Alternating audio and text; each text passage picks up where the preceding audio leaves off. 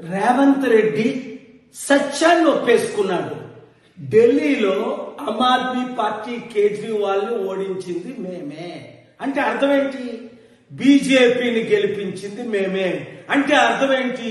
మేము జైలుకి వెళ్లకుండా ఉండాలి అంటే, ఓటుకు నోటు కేసులో నన్ను జైలుకు పంపకుండా ఉండాలి అంటే, గాంధీ కుటుంబం చేసిన అవినీతికి జైలుకు పంపకుండా ఉండాలి అంటే బీజేపీ చెప్పినట్టు మేము చేయవలసిందే.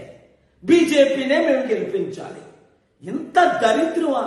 ఒక నేషనల్ పార్టీ అయి ఉండి 55 సంవత్సరాలు ఈ దేశాన్ని ఏలి మోదీకి, ఆర్ఎస్ఎస్ కి, బీజేపీ తొత్తులైన ఈ కాంగ్రెస్ పార్టీని తెలంగాణ రాబోయే సర్పంచుల ఎలక్షన్ లో, దేశంలో ఉన్న ప్రతి ఎలక్షన్ లో చిత్తుగా ఓడించి మన ప్రజాశాంతి పార్టీ మోదీని ఢీకొనగలదు, అన్ని పార్టీల్ని ఢీకొనగలదు. కనుక రండి, కదలరండి బీసీ, ఎస్సీ, ఎస్టీలారా, మోసపోకండి.